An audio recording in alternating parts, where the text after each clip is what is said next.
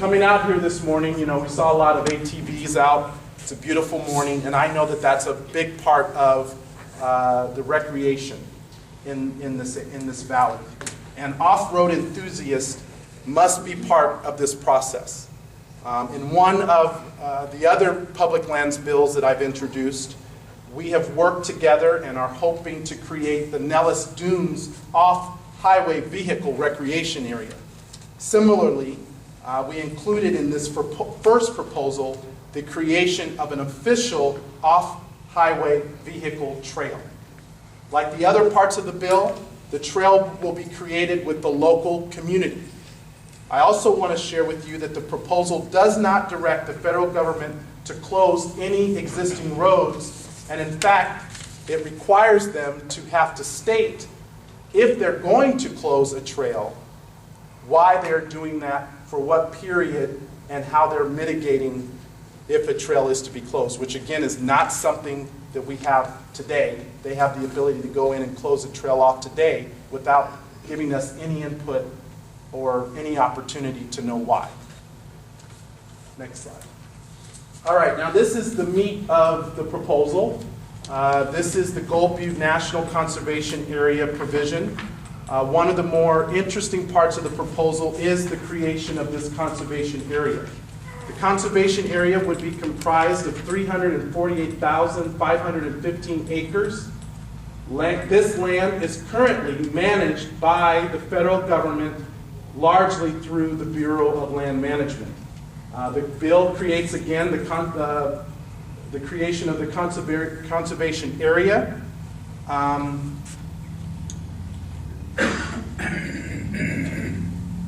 And specifically requires the oversight through the Gold Butte National Conservation Area Advisory Council.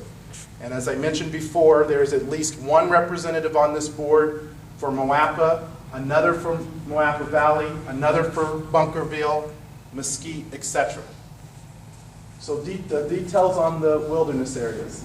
Within the 348,000 acres, 221,550 acres in Gold Butte Conservation Area would be managed as wilderness.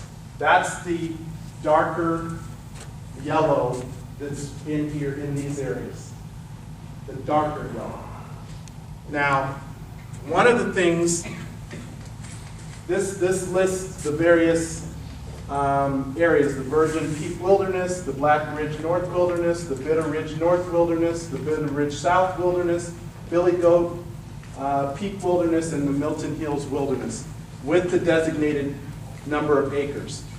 This is where we want to ensure that there's input, to make sure that those boundaries are the right ones, to make sure that the areas that are being proposed for inclusion are right. If you have a suggestion that something should be included or not included, this is your opportunity, not just today, but throughout the series of meetings that we will have this summer to give us that input. This is just the beginning of that process.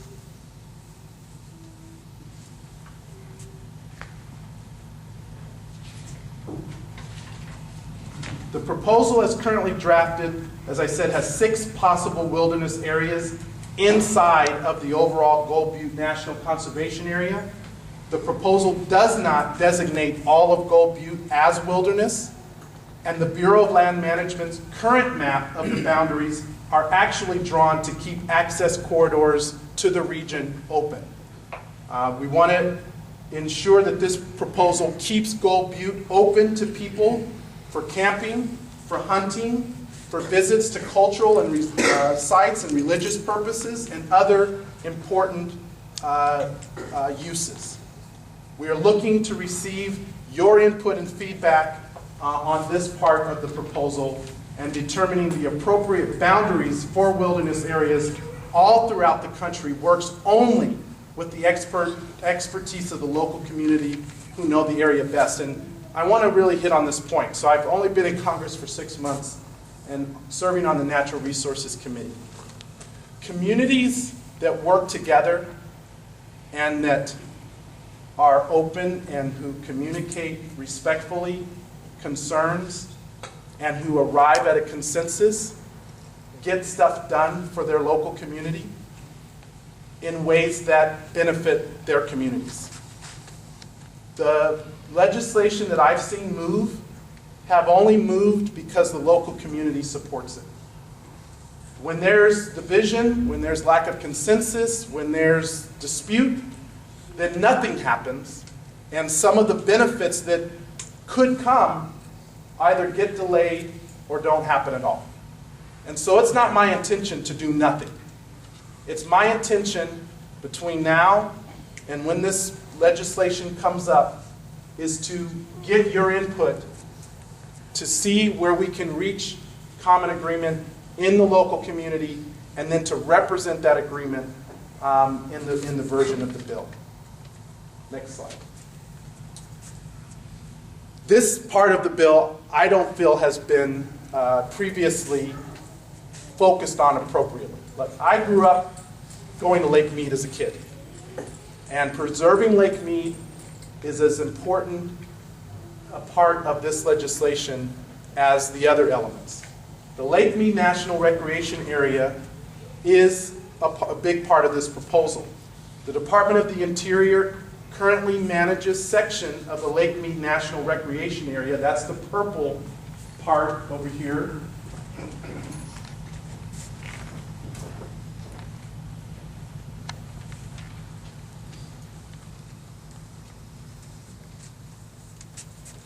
The Park Service currently manages that area, and essentially would manage it in the same manner under a wilderness designation as they manage it today. And part of this process is to, again, understand how that management process works. Is it perfect? No. I am the first one, and I have publicly stated in committee and in public, there are places where the Park Service, where BLM, where wildlife have to do a better job with the local community so that we can build better trust that their management of these areas will be done in a way that is consistent with the local needs of the community. And this is where we have to work together. I'm a new member of Congress. I'm from the Democratic side of the aisle. I am a big critic of agencies that don't do their jobs effectively, and I'm a big critic of agencies that aren't following the local intent of communities. And so that will be a big part of it, and that's why I want to thank the BLM for being here. I will tell you, we invited 2 other agencies to also be here, and they declined. And that's a problem. We can't have a community discussion and the agencies that are responsible for managing aren't willing to show up to answer your questions. And believe me, they will hear about it on Monday when I get back to DC. This proposal would maintain the management strategy and formally designate approximately 102,032 acres within the Lake Mead portion as wilderness. So in conclusion, today is the first of a series of meetings that we have scheduled and are scheduling. We will be in other parts of the valley, in other communities, to talk with constituents about the same proposal that I laid out here today, and to seek their input and to ask them to engage in this process the same way that I'm asking you. So what I'd like to do now is to open it up. We're going to read off some of the questions. Hopefully some of the questions are the same. Again, if we can't answer the question specifically today, we will do so this week and follow up. And I want to thank the BLM again for being here, because some of these questions may be questions that they can answer today. So.